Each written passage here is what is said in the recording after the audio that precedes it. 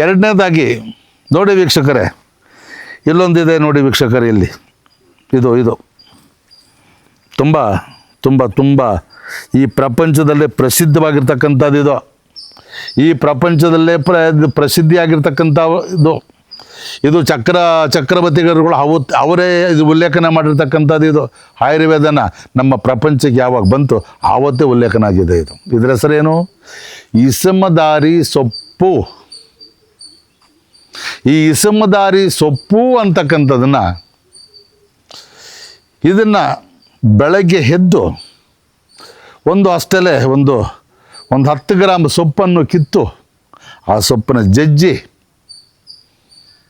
ಅದನ್ನು ಒಂದು ಲೋಟಕ್ಕೆ ಹಾಕ್ಕೊಂಡು ಡೈಲಿ 2 ವಾರ 3 ವಾರ ಕುಡಿದ್ರೆ ಮೈನಲ್ಲಿ ಏನಾದರೂ ಚರ್ಮ ರೋಗಗಳೇನಾದರೂ ಆಗಿದ್ದರೆ ಕುರುಗಳಾಗ್ತಾಯಿದೆ, ರಕ್ತ ಕುರುಗಳಾಗ್ತವೆ.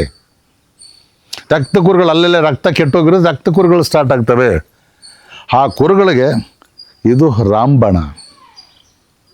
ಈ ಔಷಧಿಗಳನ್ನ 1 ವಾರ 10 ದಿನ ಬಳಸಿದ್ರೆ ಇದರಲ್ಲಿ ಜ್ವರ ಕೂಡ ಮತ್ತೆ ಯಾವಾಗೂ ಜ್ವರ ಬರ್ತಾ ಇರ್ತದೆ, ಜ್ವರ ಕಮ್ಮಿ ಆಗಲ್ಲ, ಡಾಕ್ಟ್ರ್ ಹತ್ರ ಹೋಗಿದ್ದೆ, ಔಷಧಿ ತೊಗೊಂಡೆ, ಅಲ್ಲಿ ಮಾಡಿದಿಲ್ಲ, ಜ್ವರನೇ ಕಮ್ಮಿ ಆಗಿಲ್ಲ ಅಂತಕ್ಕಂಥವ್ರು ಇರ್ತಾರಲ್ಲ, ಅವ್ರಿಗೂ ಕೂಡ ಈ ಸೊಪ್ಪನ್ನ ಕರೆಕ್ಟಾಗಿ 1 ವಾರ ಬಳಸ್ಬಿಟ್ರೆ ಅವ್ರಿಗೆ ಜ್ವರ 10 ವರ್ಷ ಜ್ವರ ಬರೋದಿಲ್ಲ ಅಂತ. ಇದು ಸಂಜೀವಿನಿ ಗಿಡಮೂಲಿಕೆ ವೀಕ್ಷಕರೇ. ಇದು ಹೆಸರೇನು? ಇಸಮದಾರಿ ಸೊಪ್ಪು. ಈ ಇಸಮದಾರಿ ಸೊಪ್ಪು ಅಂತಕ್ಕಂಥದ್ದನ್ನು ಯಾರು ಬೇಕಾದರೂ ಬಳಸ್ಬೋದು. ದೇಹದಲ್ಲಿ ಈ ಗುಳ್ಳೆ ಮತ್ತು ಚರ್ಮದ ರೋಗ, ಈ ಕಣ್ಣು ರೋಗ, ಇಂಥ ರೋಗಗಳು ಬರ್ತಕ್ಕಂಥವ್ರು ಇದು ಪ್ರಮುಖವಾಗ್ತಕ್ಕಂಥದ್ದು. ಇದು ಒಂದು ವೈದ್ಯ.